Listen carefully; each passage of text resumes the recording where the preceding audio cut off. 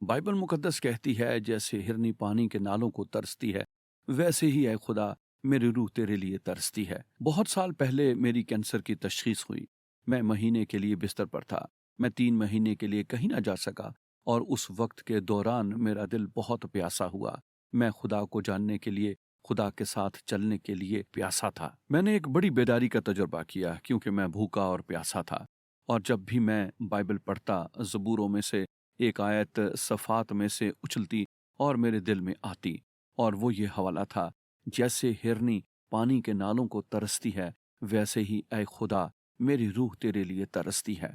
और मैंने कहा, ऐ खुदा, मेरा दिल तुझे जानने के लिए, तेरे साथ चलने के लिए, तेरे साथ रफाकत रखने के लिए तरसता है। मैं नदियों के पास गया और मैंने इन नदियों में से पिया जो खुदा के तख्त से बहती हैं।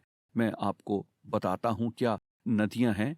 बाइबल कहती है, यीशु ने कहा, आपके अंदर से जिंदगी के पानी की नदियां जारी होंगी। और उसने रोल कोट्स के मुतालिक बात की है और उसने कहा कि रोल कोट्स आप में काम करेगा और रोल कोट्स हम में रहता है और हम हर रोज जाकर उस नदी में से पी सकते हैं। लेकिन जो मौजूद होना चाहिए वो बेताब दिल है। और जब मेरा दिल बेताब था, और मैं आपको बताता हूँ, मैं नदियों के पास गया और मैंने उस पानी में से पिया, और वो पानी ताजगी देने वाला था और वो पानी शिफा बख्शने वाला था।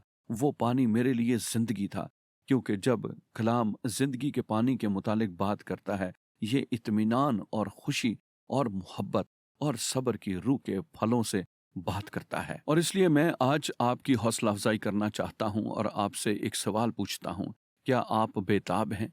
क्या आप बेदारी के लिए बेताब हैं? क्या आप खुदा को जानने के लिए बेताब हैं? क्या आप उसके साथ चलने के लिए बेताब हैं? अगर आप हैं, आप उसके पानी के पास जा सकते हैं और उसमें से पी सकते हैं, और आप उसको पाएंगे और आप देखेंगे कि ये कितना ताज़ा तम करने वाला है। आप बेदार हो जाएंगे। खुदा आपके दिल को नया बना देगा, आपकी रूह को बहाल कर देगा और वो आपको बनाएगा जो वो चाहता है कि आप बने। इसलिए बेताब हो जाएं, उस पानी के पास हर रोज जाएं और उस पानी में से पिएं जो मोहब्बत से बहता है।